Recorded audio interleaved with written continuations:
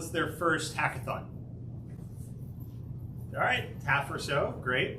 How many people, it's the first time using Lovable this week? Okay. This week is the first time using Lovable. All right, awesome, another half. So I've been talking with Lovable for a bit to try to get a hackathon here in Seattle. And when I talk with them, it's very aligned with what I'm trying to do with my organization, We Build with AI. Basically, only 1% of the world knows how to write code. And tools like Lovable and other vibe coding tools are really helping to unblock the other 99% in order to be able to build applications. So a little bit about myself. I've done 25 events for over 1,200 people in the last 5 months. I started We Build with AI because I wanted to provide access to mainly non-developers to help them prototype and launch their own applications. So I've done hackathons. We did a workshop this morning. I've done kind of trainings for internal companies as well as consulting. You can see kind of some of the people who have come to the workshops and some of the companies that I've worked with. My background, I'm not a developer, so I worked in pretty much everything else: growth, strategy, marketing, product, for early stage startups to growth stage startups to big tech companies. Right now, I'm an expert in residence here at AI House with the AI2 Incubator. And I also do a lot of work with AI Tinker. Vibe coding, agentic coding, AI code gen, whatever you want to call it. The point is it's reducing the barriers to code and to launch applications. There are pros and cons of that, right? If you don't go through the actual software development process and scope out a product and actually have users, then it's really easy to make something that no one wants. But the point is, like, you can experiment with it, and you can launch an application even if you don't know how to write lines of code. Why do I think vibe coding matters? If we consider the technology adoption curve, it basically says what percentage of the population is using an application or a technology, and has it crossed the chasm and is something that can be adopted by a majority of the population. And if you look through some historical technologies, such as computers, it took it about 34 years to cross the chasm and be a technology that everyone could adopt. For the internet, it took about 11 years. And for AI and LLMs, I would say ChatGPT is the technology that made it accessible to everyone, and that only took 5 years. And if you look at historically what that's meant, however long it took technology to cross the chasm, double that, and that's about the time when everyone needs to be able to use that technology in order to do their job. And it took 60 years for computers, it took 20 years for the internet, and this means it's only going to take 10 years for AI and LLMs, which is basically next year or the year after. And the point is, you used to have multiple generations to adopt a technology. Now, 10 years is basically the equivalent of a promotion cycle from like director to vice president. So that's causing a lot of chaos in the job market, in companies, as they figure out how to adopt this technology with such a fast adoption curve. And for me, why I focus on vibe coding, agentic coding, is because from 2024 to 2025, you saw the biggest jump in how people are using AI. So it jumped from 47th to 5th, and even improving code, which is related, jumped from 19th to 8th. So it's one of the biggest ways that people are already using AI. And when you have, what started with GitHub Copilot and Cursor, when companies like Lovable and Bolt and Replit launched their products basically a year ago at this point, that really opened up the ability for, like we said before, the other 99% of the population to use these tools. And so why I do a lot of hackathons with tools like Lovable is that it's great for beginners, it's great for rapid prototyping, and you don't need to have previous coding experience. There are more capable applications, but there are also, it's a higher learning curve. So this is a great place to start and a great place to launch your first application. So if we look at AI coding assistants, and GitHub Copilot launched in 2021. And I would say, when Lovable and Replit launched, that is the technology that allowed to cross the chasm. That only took 3 years, which means in a year or two, it's going to be how everyone writes code. And we're already seeing that in terms of how it's changing product organizations as well. So this was kind of the structure of my product team at Amazon. Lots of layers, people in kind of functional silos. When I look at the AI native companies that I work with, it's changing how they work. Their entry-level role is becoming more generalist. You need to know a little bit of product management, design, and software engineering. But you have the help of AI and agents and experts in those areas in order to deliver products faster and more completely. I'll go through a little bit of like the schedule and other things, but first I wanted to give a preview of how to use Lovable, since half the people here haven't used it before. What I always do is I ask from the audience, what do you want to build? So does anyone have an idea? It can be like, if you want to even put your hackathon project, you can see V1 of it here today. If you have some other idea you're working on, what do we want to build in like 5 minutes? Planner. Oh, trip planner, okay. What's something unique about it? So the problem statement is that today you use a number of different apps to form a trip and get an itinerary. So the initial goal is to suggest, get an input of a location, and then move the user very seamlessly to a position where you plan, say, by default, a 3-day itinerary for them to have there. Okay. I can have settings where they can modify the number of people, location. Yep. All right. So first tip for vibe coding: don't type. So use whatever dictation app you want to use. Whisperflow. I'm using Mac Whisper here, but we're going to start with that. Create a trip planning application where I define my start point and end point, and you provide different creative solutions for how I can get from point A to B and other activities and lodging that I can use at the final destination. Okay, so we're just gonna kick this off. And it's writing code, or like first it's thinking, right? And in a second, it'll actually start executing it. We won't actually be able to see the code until it's done. But while we're waiting for it, so here it kind of took what my initial prompt was, said, all right, here's what I'm gonna do in terms of the first version.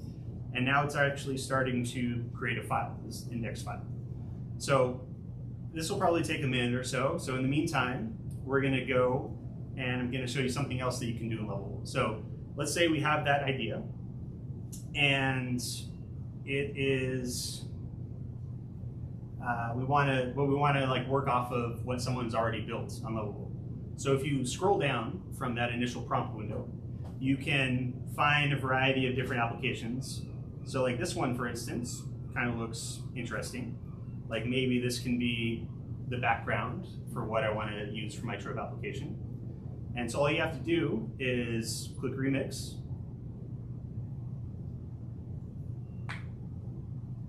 And we'll import that code into your Lovable like account, right? And so from here, I can just say something like, turn this into a trip planning application. And it's going to use that code base and that imagery, and it's going to start modifying it from there. So let's go back and see if this is done yet. No, not done yet. So I'll go through a couple, again, like usability things. So one, if we have edits that we've made in the past, you can go up here into view history, and you can, for instance, you liked something that you liked how it looked 2 prompts ago. You can click this and roll it back to that.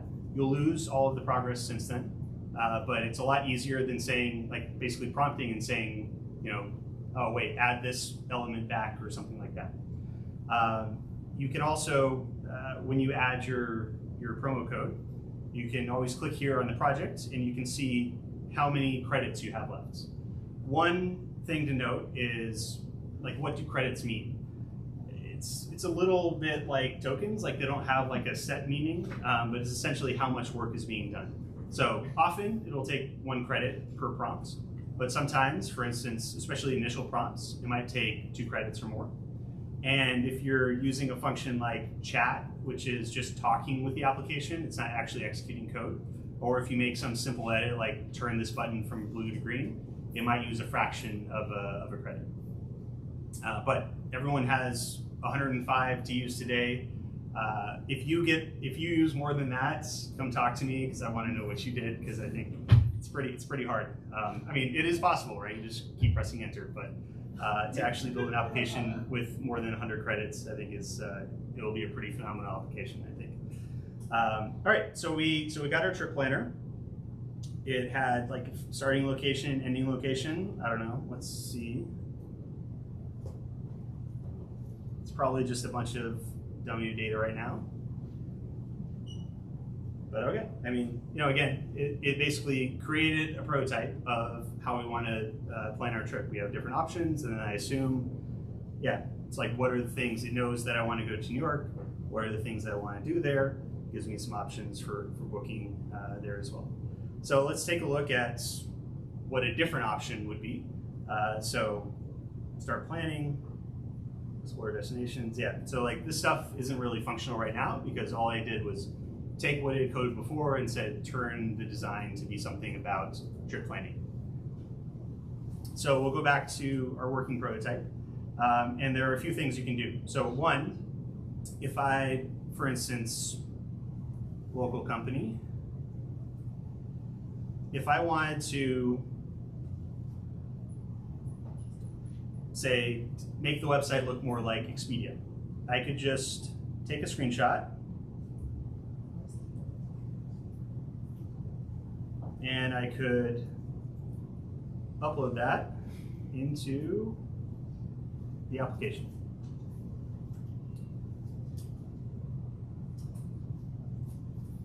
Make the layout and design look like the attached Expedia screenshot. And it'll start working and modifying the design to be based on the screenshot that I added. You can add other information as well.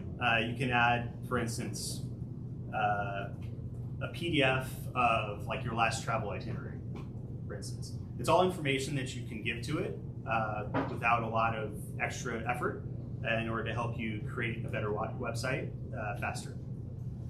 Once this is done, there's another option you can do as well. So like, let's say I just wanted to modify the title.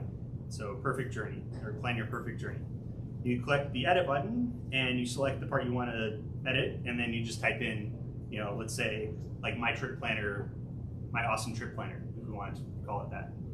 Or you can go click on this one and go into the code, and let's see, what was it called again?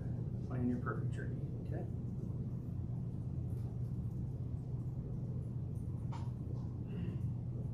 Go to search. And you could just search for perfect and find out where it was in the code and actually modify it as well, and click save if you want to do that. So those are all just kind of general ways that you can get started and use the application. So a couple of tips. So like, think about what you want to build before you start prompting. Think about prompting in building blocks. And so first I started with what's the general layout going to be, and then we focused on changing the design, and then maybe the next thing I would focus on is the search menu for like finding a location. So think about it in components. A couple other tips. So you can use building blocks from other websites. You can use buzzwords to make your design look more interesting. You can, like I said before, you can iterate, try something totally different, and if you don't like it, just click revert and go back to where you started before. You can use the edit function like we just went through. And this happened when I was making the website for the promo code last night. The first website was horrible. Like, it was like white background with white text, and I was just like, all right, it could take me 10 prompts just to like get out of this mess, and instead I just started a new project. right? Because sometimes that's the most efficient way. And lastly, big tip is when you run into bugs, so we haven't run into any errors yet, but it'll come up, it'll tell you the error, you can inspect it. A lot of times it'll give you a quick fix, like just click a button and fix it.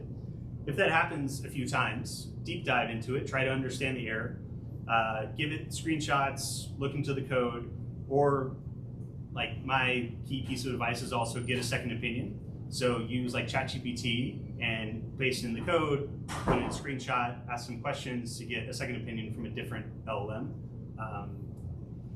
Other pro tips, so I definitely recommend in general using Chrome. It's usually the most stable for web-based development platforms. Definitely use chat if you want to understand what's going on with your application, or if you can't figure out an error, for instance.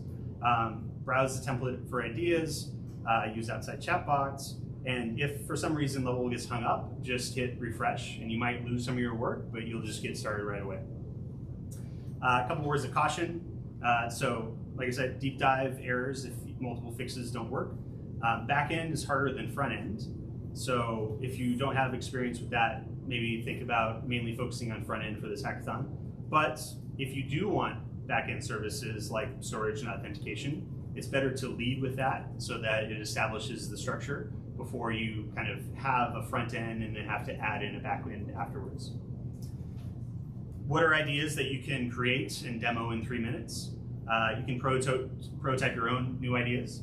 You can create a new feature for an existing product.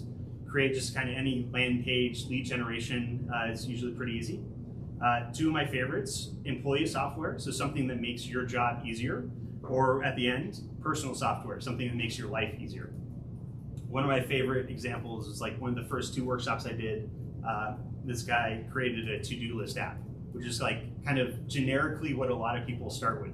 But for him, he checked the App Store every month for the latest to-do list apps and tried all of them, and he could never find one that worked for him, and so he coded it. Like, this is how my brain works, and this is my to-do list app. So,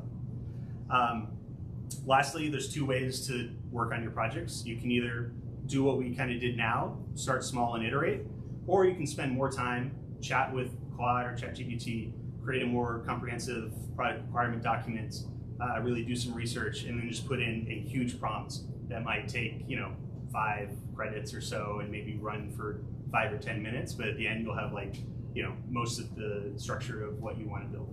Feel the spark.